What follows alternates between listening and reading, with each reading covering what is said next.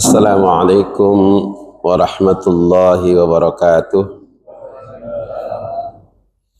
Alhamdulillah wassalatu wassalamu ala Rasulillah wa ala alihi wa ashabihi wa man tabi'ahum bi ihsanin ila yaumiddin. Qala Allah tabaraka wa ta'ala fi kitabil aziz, a'udzu billahi minasyaitonir rajim.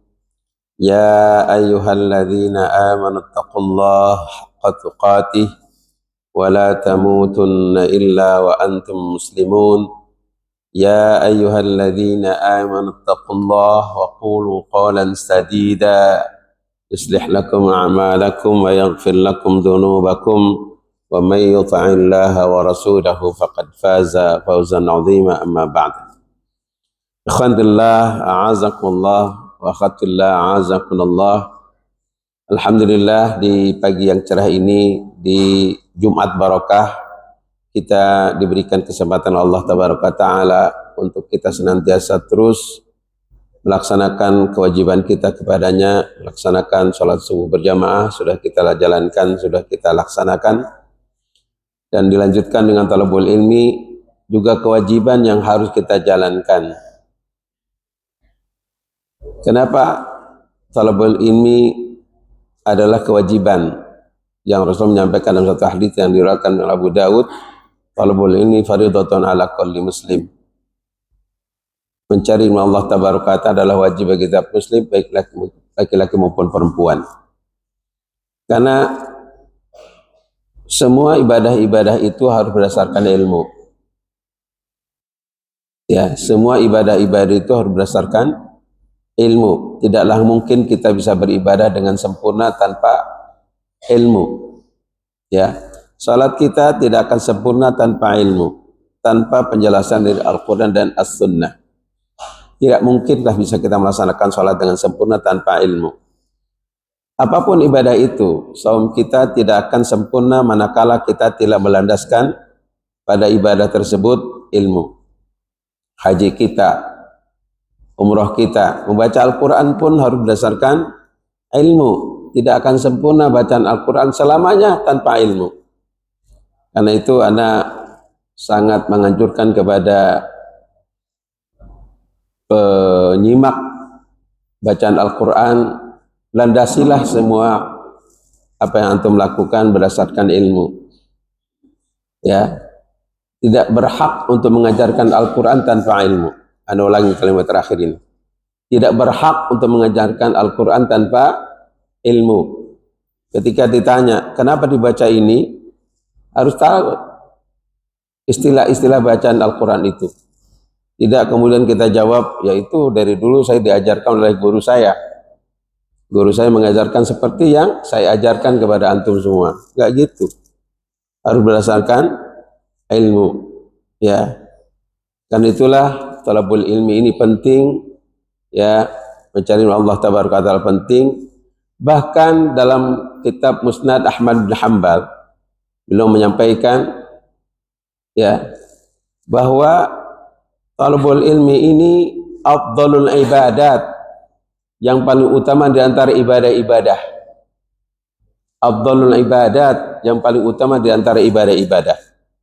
Jangan dianggap ketika kita menelaah satu kitab itu bukan ibadah, melebihi ibadah sholat malam sepanjang malam, dan melebihi ibadah dari kita saum sepanjang siang terus menerus, lebih utama talabul ilmi. Karena itulah sampai-sampai Rasulullah SAW menyampaikan kepada kita dalam satu hadis, ma jalasa qaumun fi baitin min buyutillah yatluna kitaballah wa yatadarasunahu illa haffat alaihimul malaikah wa ghasyiyatuhumur rahmah. Ini luar biasa, ya. Wa ghasyiyatuhumur rahmah. Rasulullah menyampaikan tidaklah satu kaum yang ia duduk di majlis di antara majlis masya Allah Tabaraka Ta'ala, di rumah di antara rumah Allah Tabaraka Ta'ala, Mereka membaca Al-Quran, kitab Allah, wa yatadarsunahu, dan mereka mengkajinya, mendalaminya, menelaahnya. Bainahum, di antara mereka, illa, kecuali hafat alimul malaika, malaikat akan membentangkan sayapnya datang ke majlis ilmu untuk melindungi orang-orang yang berada di dalamnya. Apa maksudnya malaikat membentangkan sayapnya? Yakni mendoakan, di antaranya ya, tugas malaikat mendoakan orang-orang yang berada di talabul ilmi ini yang senantiasa mencari Allah tabaraka taala agar diampuni dosa-dosa mereka dan akan melindungi mereka. Subhanallah. Wa ghasyyatumur rahmah, dan akan dicurahkan kepada mereka rahmat Allah tabaraka taala. Ya, akan dicurahkan rahmat Allah tabaraka taala.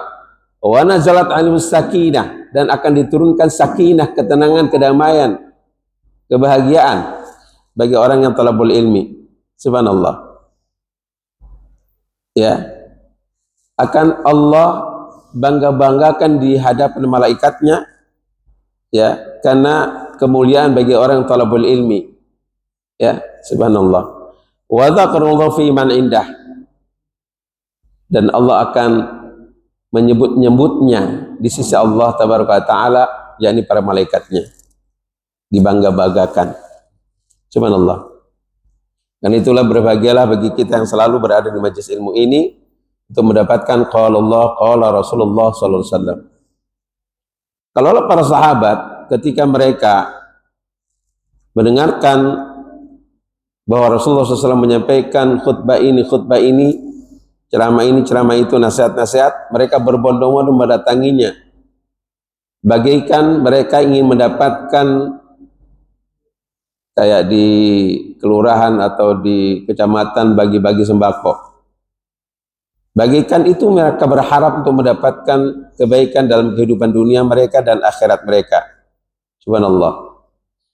Dan bahkan di antara mereka sebelum datang ke majelis ilmu untuk mendengarkan nasihat-nasihat Rasulullah SAW, mereka bersedekah dulu, mereka beramal soleh dulu untuk membuka hatinya untuk menerima ilmu ini. Karena itulah mereka tidak akan menyia-nyiakan kesempatan ketika mereka mendengarkan ada kesempatan untuk mendengarkan tausiah, nasihat-nasihat dari Rasulullah SAW. Apa bedanya dengan Al-Quran kita baca hari ini dengan hadis-hadis Rasulullah yang keluar dari lisannya, ya, dengan apa yang kita dengarkan dari para asatidah? Sama. Cuma kalau dulu Rasulullah SAW menyampaikan kepada para sahabat, kalau ini lewat lisannya para ustadz. Apa bedanya? Maka keimanan inilah yang menjadi taruhannya. Kalau kita mengabaikan firman-firman Allah Tabaraka Ta'ala dalam satu kajian atau sabda-sabda Rasulullah yang kita dengarkan dari lisannya para ustadz, berarti sama dengan kita mengabaikan sabda-sabda Rasulullah dan firman Allah Tabaraka Ta'ala. Dihubungkan oleh ketua DKM, ada kajian, nyelonong. Mana adabnya? Mana adab seorang muslim? Mana adab umatnya, umat Rasulullah SAW? Kita mengaku umatnya, bahkan kita ingin mendapatkan syafaatnya, sementara sabda-sabda Rasulullah, nasihatnya Rasulullah, untuk kita akan dengarkan lewat lisannya para ustadz, kita abaikan. Maka para ulama mengatakan ketika sengaja meninggalkan talabul ilmi, maksiyah, dosa, bahkan masuk dalam kategori dosa besar, bukan dosa kecil. Bukan dosa besar, bukan dosa kecil, tapi dosa besar ketika meninggalkan kewajiban talabul ilmi. Subhanallah. Kan itulah pada kesempatan yang baik ini kita akan bahas lanjutan dari bahasan setiap Jumat ini tentang kabair. Kita sudah bahas, sudah panjang lebar, sudah beberapa kali pertemuan tentang as-sihar, sihir, yakni tipu daya syaitan untuk menguasai manusia tunduk dan patuh kepada apa yang diinginkan oleh syaitan, laknatullah alaih. Dan syaitan berusaha untuk menyimpangkan dari ajaran yang benar Allah dan Rasulnya. Kita sudah bahas, kita ulang sedikit bagaimana strategi syaitan menguasai diri kita dalam dua strategi. Strategi yang pertama adalah strategi al-ighwa. Al-ighwa, ighwa syaitan 'ala al-insan. Bagaimana syaitan melakukan ighwa. Ighwa artinya bujukan, rayuan. Dan bujukan rayuan ini bentuknya waswasah. Bisikan-bisikan dalam hati kita secara halus untuk keluar dari jalur Allah tabaraka taala. Al-ighwa. Ya, penyesatan yang kedua. Yang kedua penyesatan al-idlal.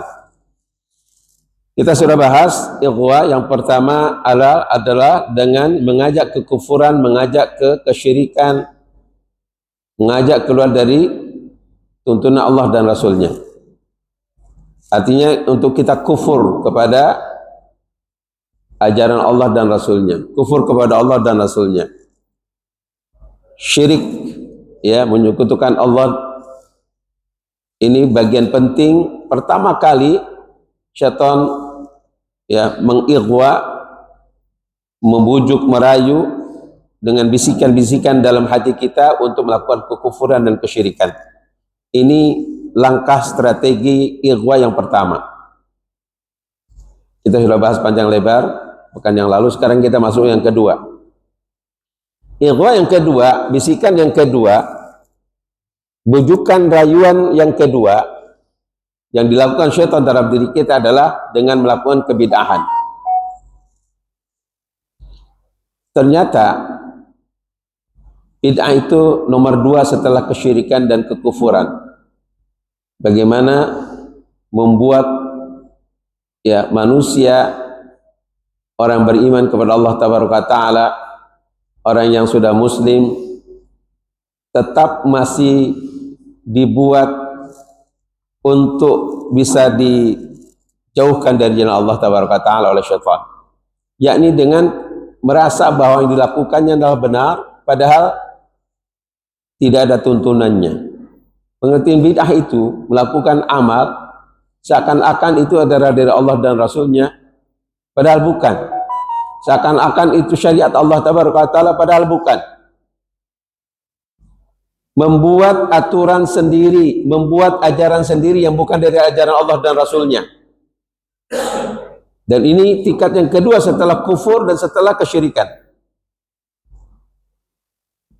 Kenapa? Allah tabaraka ta'ala menurunkan Al-Quran dan As-Sunnah itu sebagai petunjuk hidup kita. Tidak boleh keluar sedikit pun dari tuntunan itu. Maka ketika sudah keluar, itu bid'ah. Keluar dari tuntunan Allah dan Rasulnya, bid'ah apapun itu. Ya, Allah tabaraka ta'ala menyempurnakan agama Allah ini, al-Islam, ya, begitu sempurnanya sampai-sampai pada akhir Al-Quran diturunkan Allah tabaraka ta'ala itu terjadi pada bulan Dzulhijjah, pada waktu Rasulullah SAW melaksanakan haji wada di Arafah. Turun ayat ini, al-yawma akmaltu lakum dinakum wa atmamtu alaikum ni'mati wa raditu lakumul islama dina. Al-yawma, pada hari ini, di hari haji wada, ketika Rasulullah SAW menyampaikan khutbatul wada di Arafah. Al-yawma, di hari ini, akmaltu lakum dinakum, telah kusempurnakan agama, ya, dinakum, agama kalian. Akmaltu lakum dinakum, kami telah sempurnakan bagimu agamamu, yakni al-Islam. Wa atmamtu alaikum ni'mati, dan telah kusempurnakan pula nikmatku semuanya. Dalam ibadah kepada Allah tabaraka, sebuah kenikmatan Allah sudah sempurnakan semuanya. Wa raditu, dan aku ridha, lakum, bagi kalian, Islam Madinah, Islam sebagai agama, tatanan kehidupan, aturan hidup yang kalian jalani. Artinya selesailah sudah, Islam itu sudah sempurna. Tidak ada satupun ya aturan-aturan dalam kehidupan kita kecuali sudah dijelaskan oleh Allah Tabaraka Ta'ala dan Rasulnya. Karena itu dalam satu hadis Rasulullah SAW menyampaikan, ma baqiya syai'un yuqarribul abda minal jannati wa yuba'idu minan nar illa qad buyyina lakum. Ma min syai'in, tidaklah sedikit pun, atau ma baqiya syai'un, tidak tersisa sedikit pun, tidak ada tersisa apapun, yuqarribu al-abdu minal jannah, yang seorang hamba bisa mendekatkan diri ke dalam sorga, bisa mendekatkan dirinya ke dalam sorga, yuba'idu minan nar, dan menjauhkan dari api neraka, illa qad buyyina lakum, kecuali sudah dijelaskan kepada kalian semuanya. Enggak ada yang tidak dijelaskan, semuanya. Hatta persoalan yang sekecil apapun sudah dijelaskan. Hatta buang air besar, buang kecil, caranya bagaimana dijelaskan. Sampai istinja, cebok pun dijelaskan. Semuanya. Hubungan suami istri pun dijelaskan bagaimana bernilai ibadah. Buang reak pun, ludah, itu dijelaskan dalam Islam. Adakah di agama lain menjelaskan sedetail itu?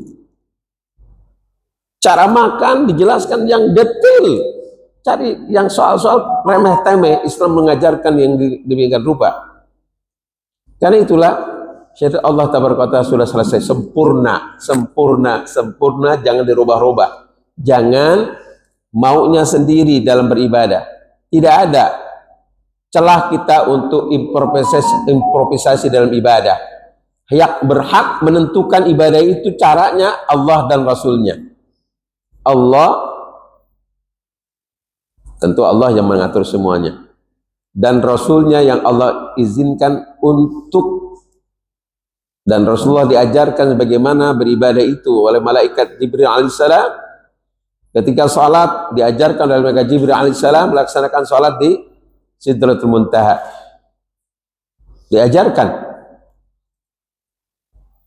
Lalu kita mau melakukan apa mau kita dalam ibadah? Nggak bisa. Yang berhak mengatur hanya Allah Tabaraka Ta'ala dan Rasulnya. Dan itu Allah Tabaraka Ta'ala menyampaikan, qul in kuntum tuhibbunallaha fattabi'uni yuhibbukumullah wa yaghfir lakum wallahu ghafurur rahim. Qul, katakanlah, in kuntum tuhibbunallah, jika kalian mencintai Allah, yakni beriman kepada Allah dengan kecintaannya, fattabi'uni, maka ikuti aku, kata Allah Tabaraka Ta'ala kepada Rasulullah SAW. Ikuti Rasulullah SAW. Apa artinya? Tidak boleh kita mengikuti apa yang dijalankan oleh para ustadz, para kiai, para ustadz tanpa landasan sunnah dalam melaksanakan ibadah. Nggak boleh. Apa sih ustadz itu? Nggak ada apa-apanya. Kiai itu nggak ada apa-apanya, sama manusia. Cuma dia lebih banyak tahunya, lebih tahu duluan daripada jamaahnya. Kayak anak ini. Apa yang Anda sampaikan hari ini, hanya berapa jam yang lalu mungkin, atau berapa hari yang lalu, atau berapa tahun yang lalu tahu. Sementara pada akhirnya ketika disampaikan, sama saja kita sama-sama tahu. Apa bedanya? Sama. Landasannya dari Al-Quran dan Al-Sunnah. Kita mau menyampaikan landasan Al-Quran Sunnah itu kita ambil, bukan kata Ustadz tadi, bukan kata apa yang Anda sampaikan ke antum, tidak. Tapi apa yang kita dengarkan, qala Allah, qala Rasulullah SAW, itu yang diterima. Nggak boleh pendapat Anda diambil, nggak boleh pendapat Pak Saifuddin diambil, nggak boleh pendapat Ustadz ini, Ustadz itu diambil. Landasannya ada nggak? Maka antum harus kritis. Ketika seorang ustaz menyampaikan ini dan itu, landasannya tanya, mana kitabnya? Nggak punya kitab, jangan ambil. Ustaz model apa kalau nggak punya kitab? Harus ada hujjah. Karena itu belajar dalil, belajar hujjah, belajar argumen dari Al-Quran dan As-Sunnah. Itu yang benar. Bukan kita dengarkan Ustaz menyampaikan ini, Ustaz menyampaikan itu, akhirnya dibenturkan. Kok Ustaz menyampaikan ini, kok Ustaz menyampaikan itu, berbeda. Ketika kita tahu dalilnya, itu yang penting. Bukan kemudian diperdebatkan. Tinggalkan ketika seorang Ustaz menyampaikan tanpa dalil, ambillah ketika Ustaz menyampaikan ada dalilnya. Itu prinsip ya. Karena itu ikhwan rahimakumullah wa akbar bid'ah adalah al-ighwa, ujukan syaitan, rayuan syaitan yang kedua setelah kesyirikan dan kekufuran. Karena merasa dia benar melakukannya, merasa benar apa yang dijalankannya, padahal sesat. Anda ingin sampaikan beberapa dalil-dalil yang terkait dengan ini. Surat Yunus ayat 32, Allah berfirman, "Famadza ba'dal haqqi illa ad-dhalal." Famadza ba'dal haqqi illa ad-dhalal. Dan tidaklah dari sesuatu apapun setelah kebenaran illa ad-dhalal, kecuali sesat. Kecuali kesesatan. Setelah yang hak yang Allah turunkan dalam Al-Quran dan Sunnah, semuanya sesat. Kalau tidak ada landasannya, sesat. Ya, tidak ada dalilnya, sesat. Harus berani kita katakan sesat dan kita harus menolaknya. Enggak kemudian, oh iya, ini kan pendapat. Pendapat harus berdasarkan dalil. Pendapat itu berdasarkan pada hujjah. Surat Al-An'am ayat 38, Allah berfirman, "Ma farratna fil kitabi min syai'in." Ma farratna min syai'in fil kitabi min syai'in. Tidak ada yang kami tambah-tambahkan, tidak ada yang kami buat yang berlebihan fil kitab, dalam Alkitab, yang ada dalam Al-Quran, fi syai'in, sedikit pun tidak ada tambahan, tidak ada. Yang ada adalah apa yang disampaikan dalam Al-Quran dan Sunnah, itulah yang benar. Atau dalam surat Al-Imran yang sering kita dengarkan, ya, atau tadi yang Anda sampaikan juga ya, surat Al-Imran. Kemudian surah Al-An'am ayat 153, Allah menyatakan, wa anna hadza siratal mustaqiman fattabi'uhu wa la tattabi'us subul fatafarraqu bikum an sabilihi dzalikum wasawwakum bihi la'allakum tuflihun. Wa anna hadza, dan sungguhnya inilah siratal mustaqiman, jalanku yang lurus, fattabi'u, maka ikutilah, maka itulah jalan itu. Allah menyatakan dengan ayat ini tidak ada jalan yang hak, yang benar, hanya satu, fattabi'u, ikutilah dia. Wala tattabi'u khutuwatis syaitan, wala tattabi'u subul, jangan kalian ikuti jalan-jalan lainnya. Fatafarraqu bikum sabili, niscaya jalan-jalan itu akan memecah belahmu, ya, mencerai beraikan kalian ansabili, dari jalannya, dari jalan Allah tabaraka taala. Karena itu tidak ada celah untuk keluar dari itu. Bahkan ketika terjadi perbedaan pendapat, Allah menyatakan tegas kembali kepada Allah dan Rasulnya, kepada kitabullah Al-Quran dan sunnahnya, sunnah nabinya. An-Nisa 59, wa in tanaza'tum fi syai'in farudduhu ila Allah war Rasul. Jika kalian terjadi perselisihan pendapat dalam segala hal, maka kembalikanlah hal tersebut kepada Allah dan Rasulnya. Apa artinya? Selalu mengembalikan kepada kitabullah dan as-sunnah. Tidak boleh keluar dari itu. Karena itu syariat Allah tabaraka ta'ala sejak zaman para nabi dan rasul sebelum Rasulullah SAW diutus, itu semua membawa syariat yang sama, tidak berbeda. Apa yang hari ini kita dapatkan syariat tentang salat itu sudah berlaku sebelum Rasulullah diutus sebagai Nabi dan Rasul. Tentang zakat sudah berlaku sejak para Nabi dan Rasul sebelum Rasulullah diutus. Haji, umrah, semua ibadah-ibadah yang kita lakukan Allah syariatkan, tidak hanya kepada Nabi Muhammad SAW, semuanya sama syariat yang Allah turunkan kepada para Nabi dan Rasul sebelumnya. Allah Subhanahu wa taala berfirman pada surat Asy-Syura ayat 13. Syara'a lakum minad dini ma wassa bihi Nuhan walladzi auhayna ilaika wa ma wassayna bihi Ibrahim wa Musa wa Isa an aqimud din wa la tatafarraqu fihi kabur 'alal musyrikeen ma tad'uuhum ilaihi Allah yajtabi ilaihi man yasha wa yahdi ilaihi man yunib. Syara'a lakum, Allah telah mensyariatkan bagi kalian, Allah telah membuat syariat bagi kalian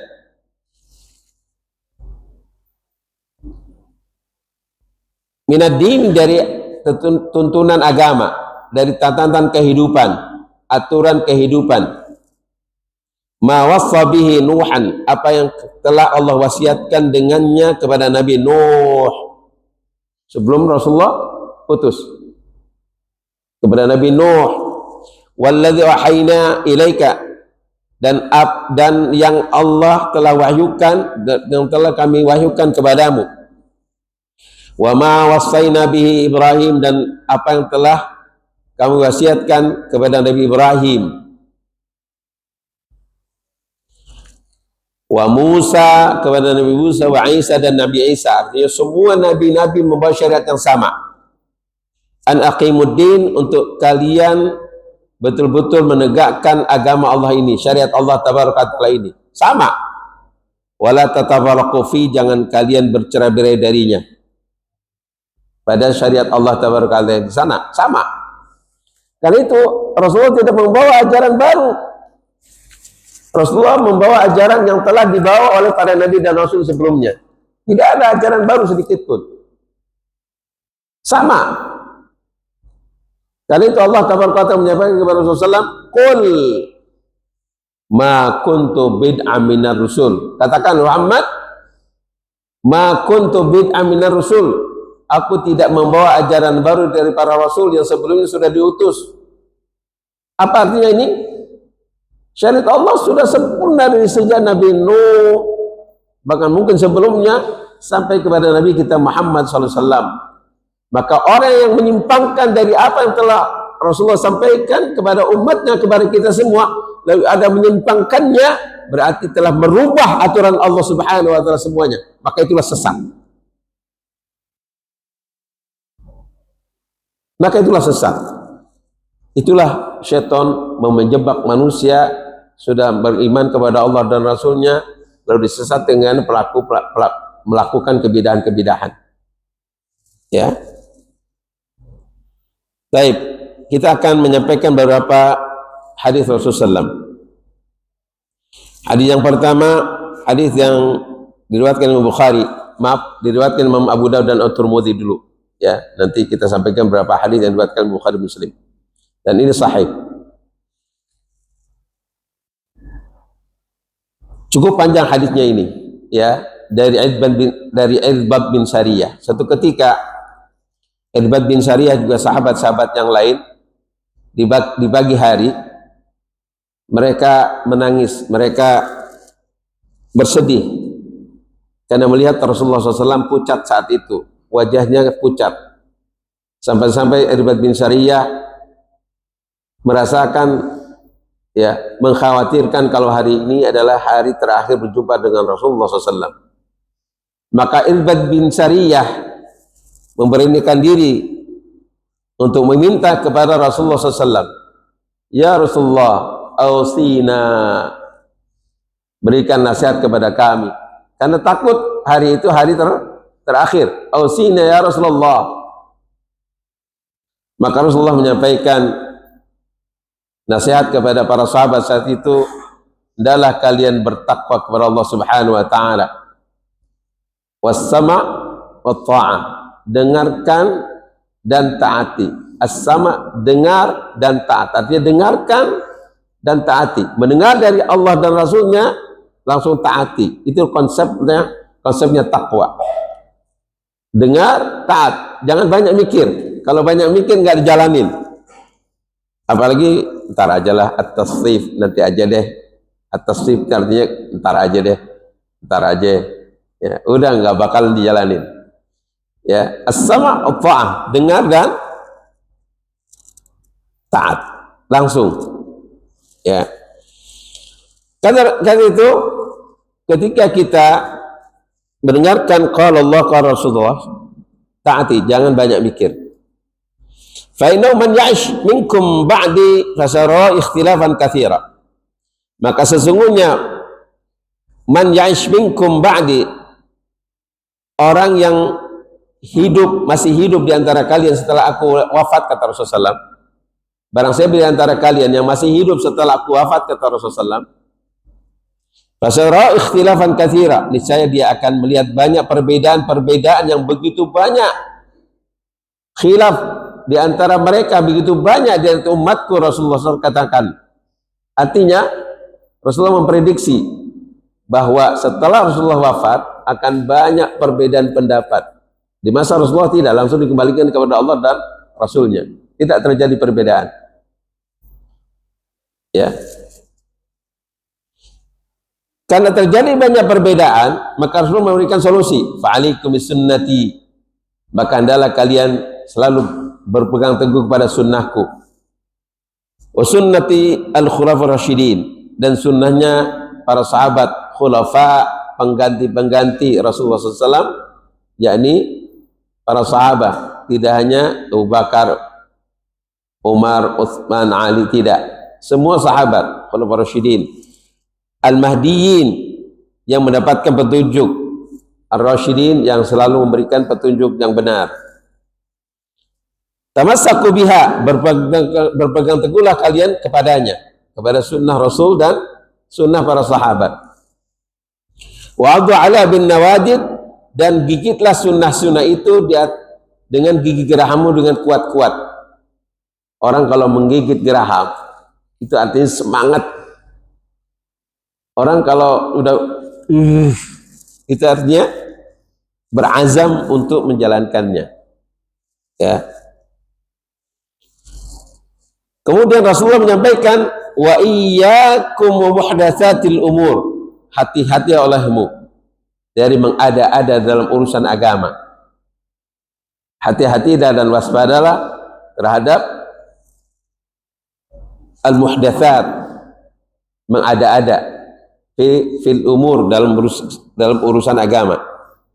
Muhdatsatil umur. Fa inna kulla muhdatsatin bid'ah, maka sesungguhnya setiap yang mengada-ada itu adalah bid'ah.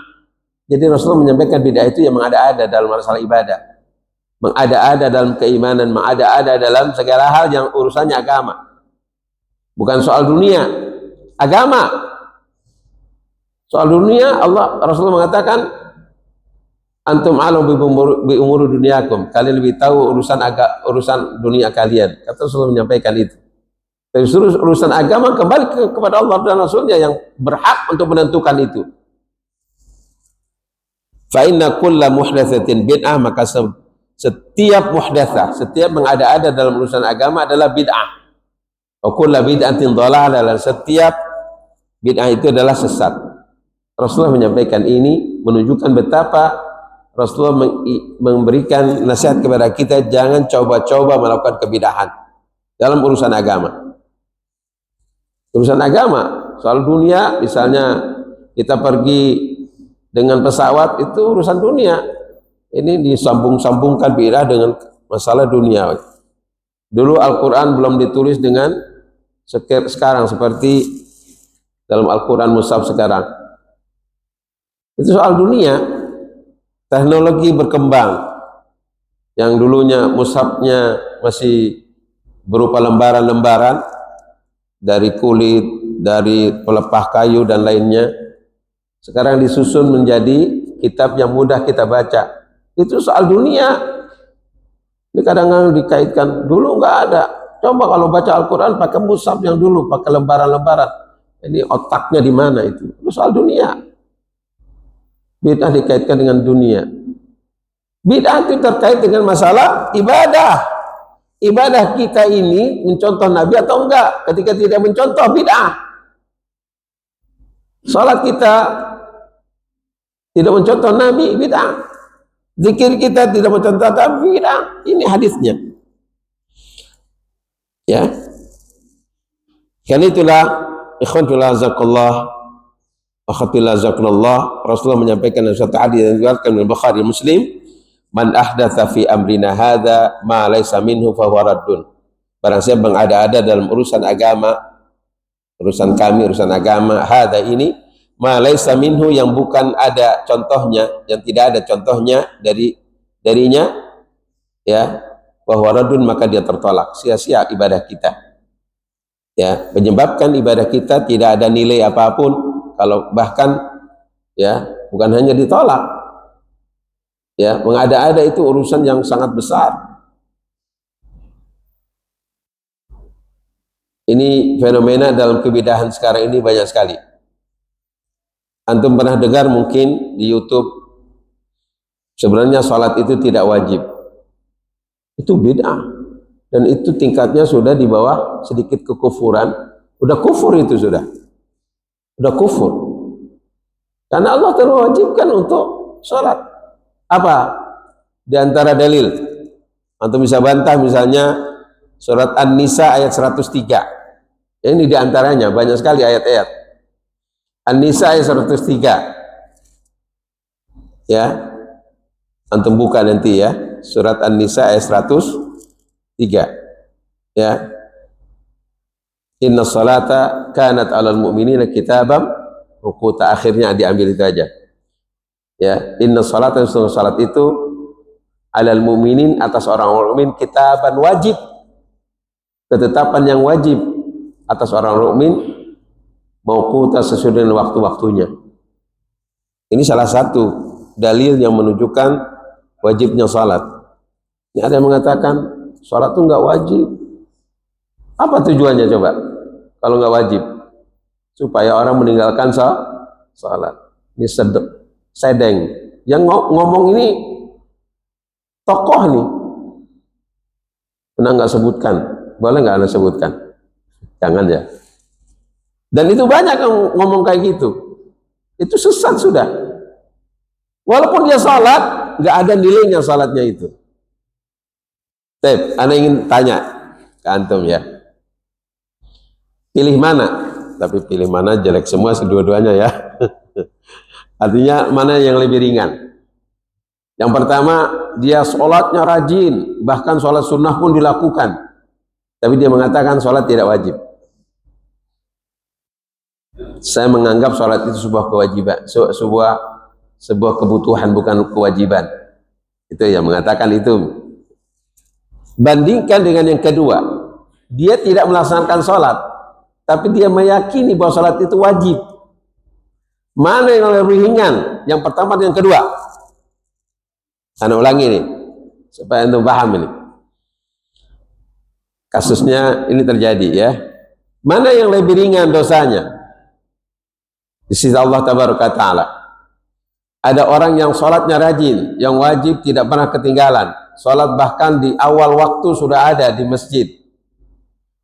Ya, sholat sunnah dilakukan. Setiap malam tidak pernah dia meninggalkan sholat itu. Sholat wajib, sholat sunnah, sholat qiyamul lail dan lainnya. Sholat duha pun tidak pernah meninggalkan. Tapi dia mengatakan sholat itu tidak wajib. Sholat itu sebagai kebutuhan. Yang kedua, orang itu tidak menjalankan sholat, tapi dalam hatinya meyakini bahwa sholat itu wajib.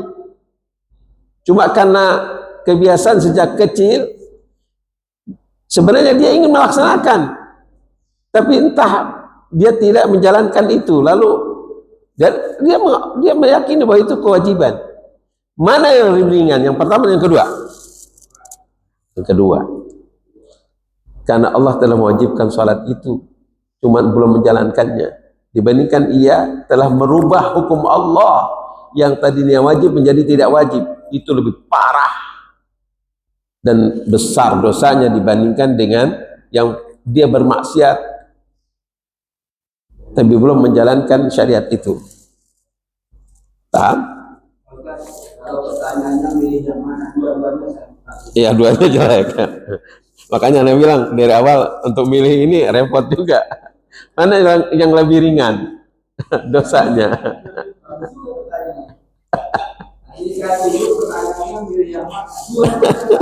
Enggak ada. Ya, cukup dulu ini hari ini ya.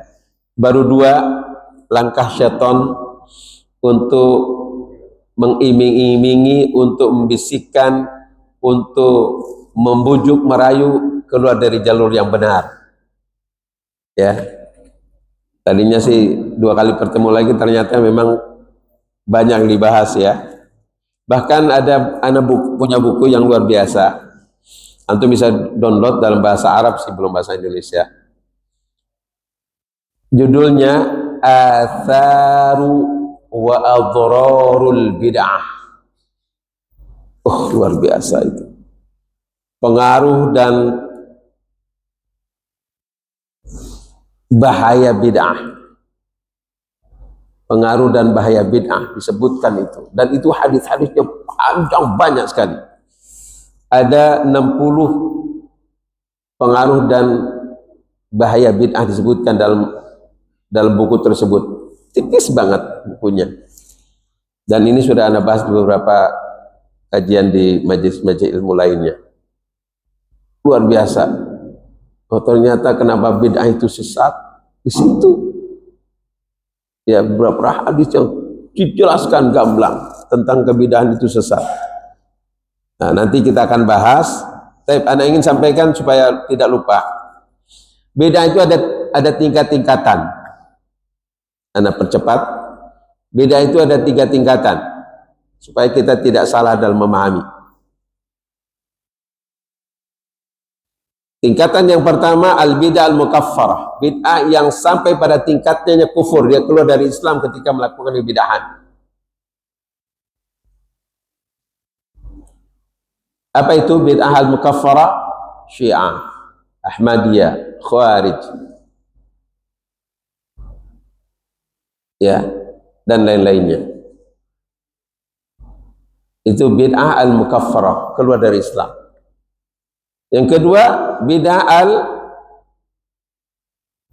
al-muharramah. Pelakunya sudah masuk terjebak dalam apa yang diharamkan Allah Tabaraka Ta'ala.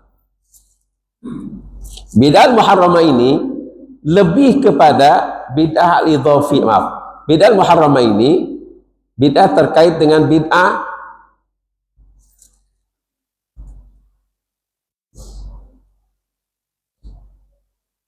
yang dikaitkan dengan syariat Allah Tabaraka Ta'ala yang seharusnya tidak ada, diada-adakan.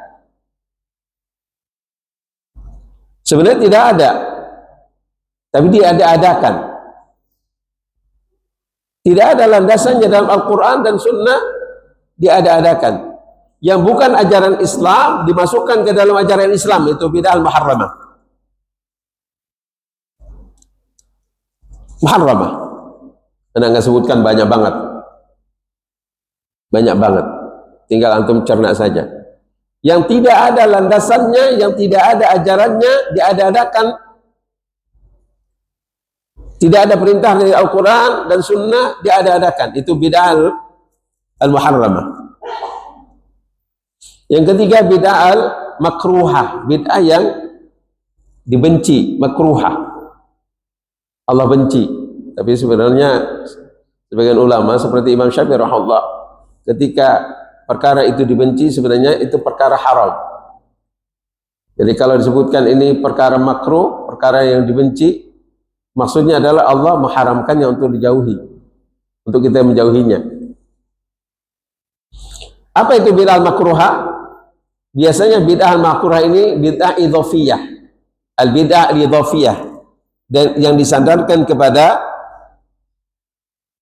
perintah Allah dan Rasulnya ada, tapi penjalankannya tidak sesuai, diada-adakan. Tidak ada tuntunannya, diada-adakan.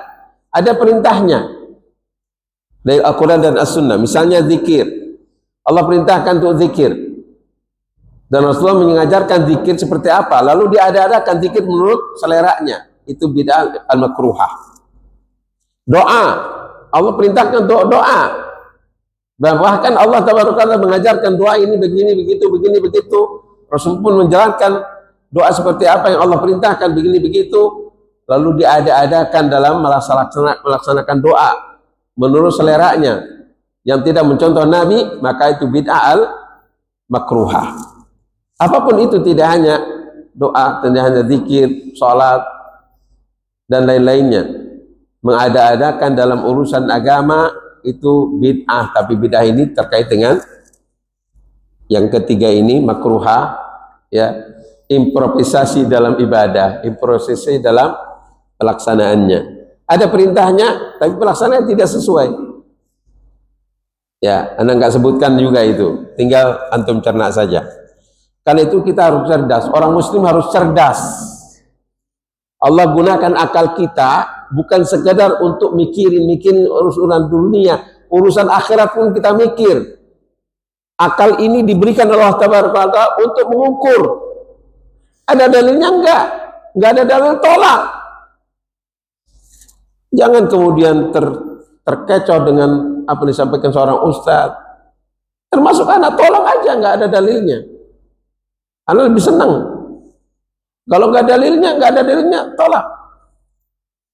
Menurut saya, udah kalimat menurut saya, siapa dia? Ulama yang sekali Syekh Utsaimin aja nggak pernah mengatakan menurut saya. Syekh bin Baz, Allah yarham, tidak pernah mengatakan ketika ditanya menurut saya. Dalil yang dikemukakan itu yang penting. Karena itu perkataan Ahmad bin Hanbal mengatakan, jangan ikuti pendapatku, jangan ikuti pendapat Imam Syafi'i, jangan ikuti pendapat Imam Maliki, jangan ikuti pendapat Imam Hanafi, jangan ikuti pendapat Auza'i, jangan ikuti pendapat Tsauri, Imam Tsauri. Sungguhnya pendapat mereka hanya sebuah pendapat, boleh diterima boleh tidak. Tapi ambillah dari mana mereka ambil, yakni dalil-dalil dari Al-Quran dan As-Sunnah, itu yang jadikan sebagai landasan kita belajar. Maka cerdas. Nggak boleh kita terkecoh dengan omongan-omongan ustadz ini, ustadz itu. Nggak boleh. Sekalipun ustadz itu pintar ngomong sana sini, nggak ada dalil, tong kosong nyaring bunyinya. Biasanya kalau tong kosong nyaring bunyinya, nyaring banget kemana-mana, bisa didengar oleh orang. Ya, makanya di masjid kita ini, Al-Ikhlas ini, ke depan dengan komandannya Pak Muji, nggak sembarangan yang ceramah di sini, yang menyampaikan tausiah tanpa kita saring dulu siapa yang boleh menyampaikan materi ini. Nggak ada kapasitas untuk menyampaikan, jangan suruh hadir, apalagi yang cuma bikin orang ketawa-ketawa, cekikikan, ya, tanpa dalil, tanpa hujah, tanpa ilmu, tolak. Baik, demikian yang dapat sampaikan. Silakan ada yang bertanyakan. Fadhal.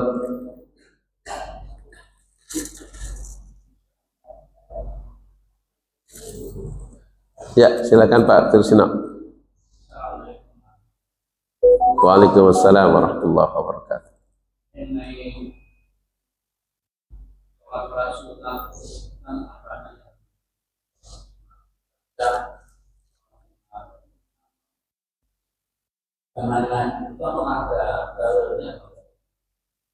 Barakallahu fiik.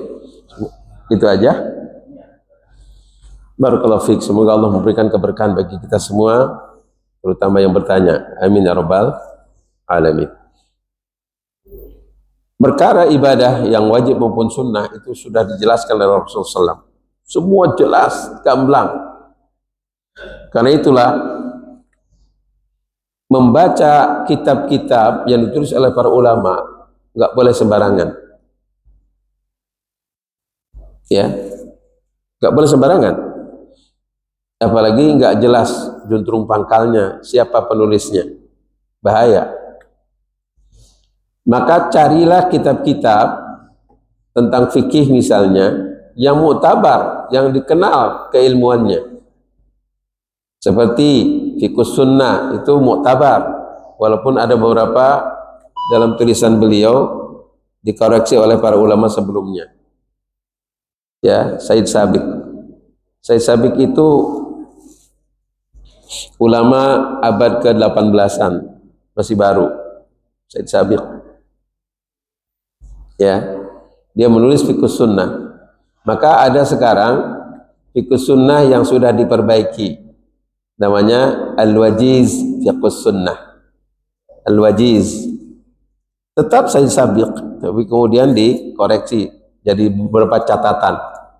Ada beberapa yang harus dikoreksi.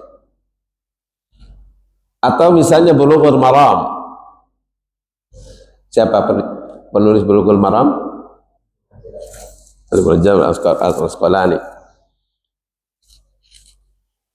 Penjelasan beliau dalam kitab ini, Bulughul Maram, itu ditulis oleh para ulama belasan kitab. Alhamdulillah di rumah ada 3 kitab pensyarah Bulughul Maram. Ana harus punya buku itu untuk menjelaskan Bulughul Maram, karena dulu ana selalu ada 2 kitab ketika menjelaskan fikih. Ya, 2 kitab itu adalah Fiqhus Sunnah dan Bulughul Maram. Apa penjelasan Bulughul Maram itu? Subulus Salam diantaranya.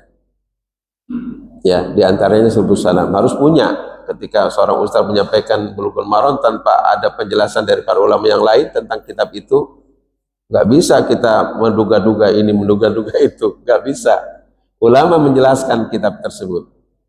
Diantaranya Subulus Salam. Banyak sekali.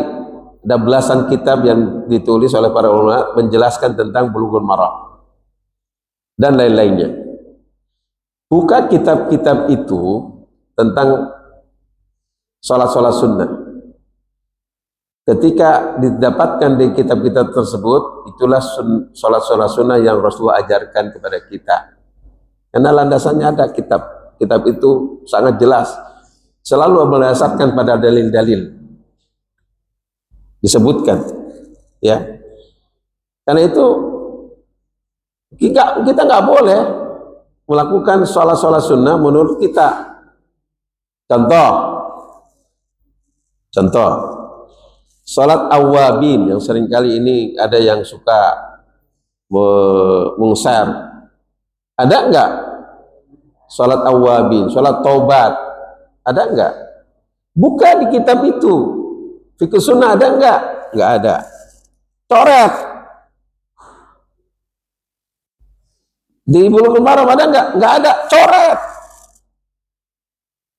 Ya, harus berani mengatakan ini enggak ada dalilnya. Itu loh. Jangan kita ngeser semau kita. Ketika kita ngeser, kita tanggung jawab di hadapan Allah. Kita berarti membenarkan apa yang kita share itu. Contoh. Dan banyak lagi. Ada lagi sholat istighatsah. Apalagi itu yang terbaru lagi. Indonesia memang pintar-pintar membuat ibadah yang merusak. Pintar-pintar. Waliyadzubillah. Ya. Ada lagi sholat apa lagi itu yang mau Ramadan, mau apa lagi, mau pertengahan Sya'ban. Ada enggak dalil tentang itu? Di kitab mana yang muktabar, yang bisa dipertanggungjawabkan dan diakui seluruh dunia, ulama-ulama dunia? Nah, Fiqhus Sunnah pegangnya, itu semua dipakai. Bulughul Maram, misalnya 2 itu aja misalnya. Dan banyak lagi. Ya, kitab-kitab. Nggak ada, coret sudah. Nggak boleh kita masih ragu-ragu, nge-share lagi apa lagi. Nggak boleh. Ya.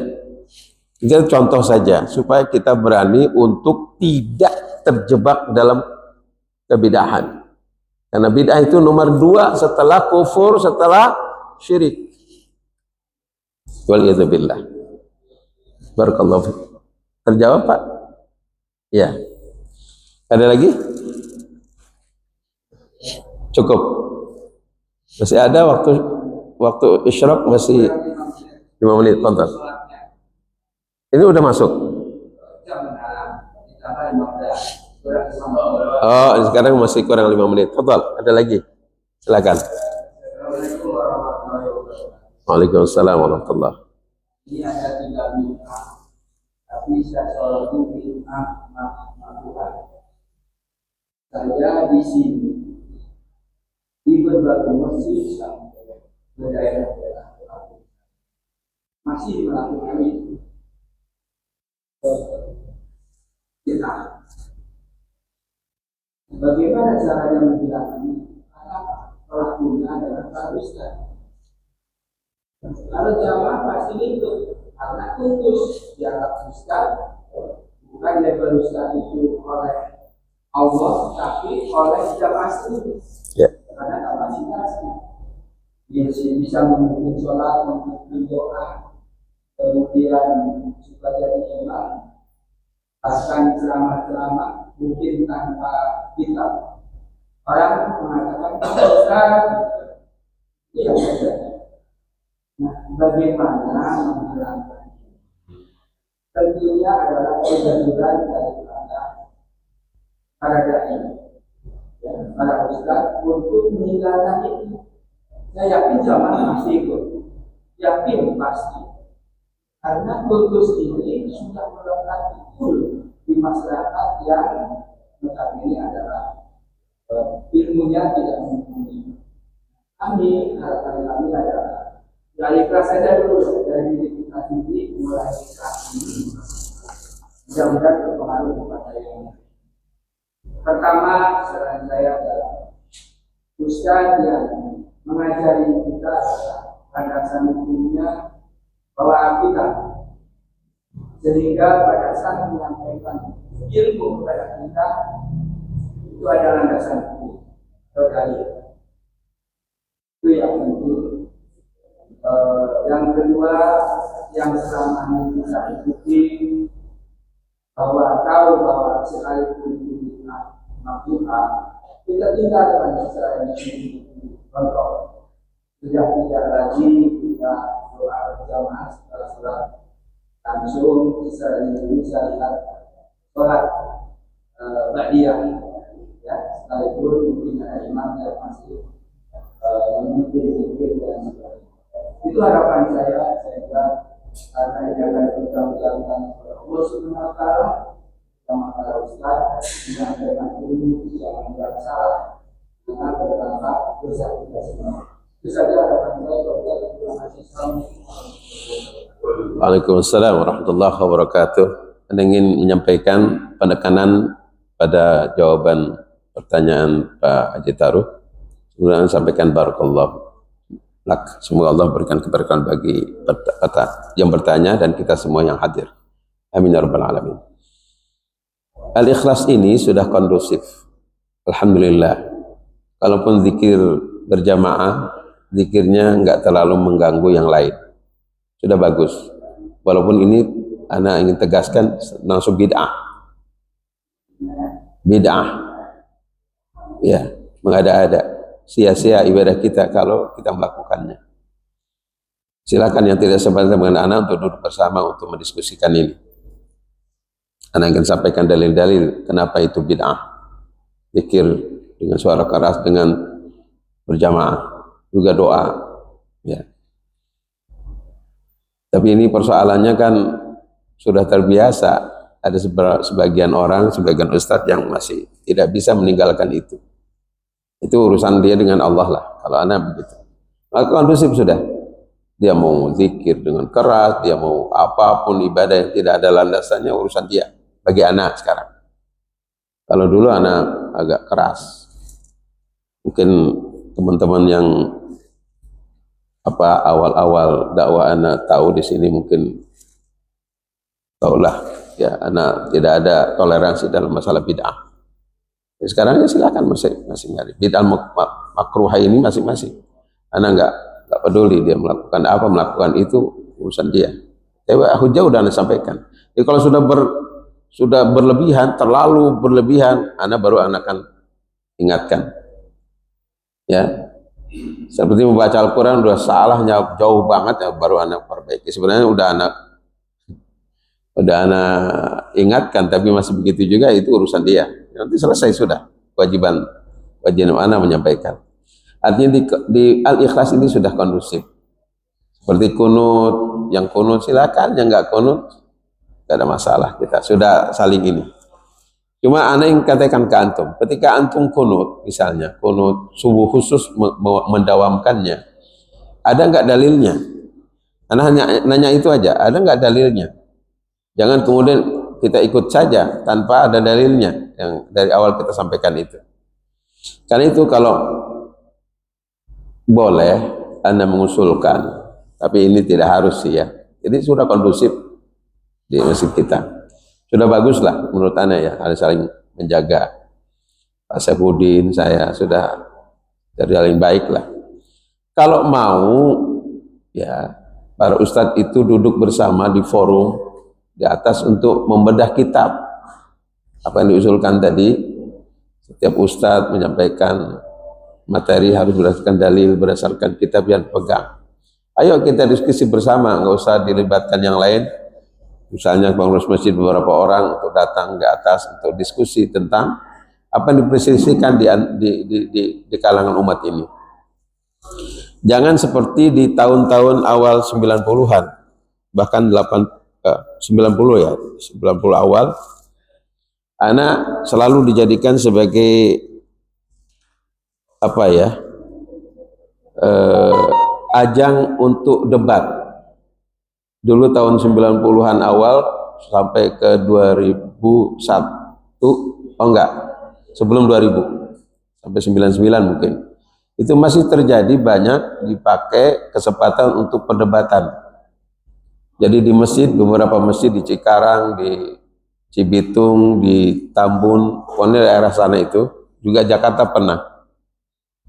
Terus dibawanya ke daerah Bekasi awal-awal mana dakwah, bukan awal sebenarnya sudah cukup lama, cuma jadi apa, ajang perdebatan itu kiai dihadirkan, anak dihadirkan bawa kitab. Dulu kan belum ada laptop, belum ada kayak gini, bawa kitab sampai dua tas ya, tinggal anak baca saja ya.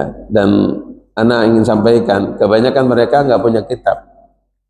Kiai-kiai itu nggak bawa kitab, nggak punya kitab. Anak katakan nggak punya kitab.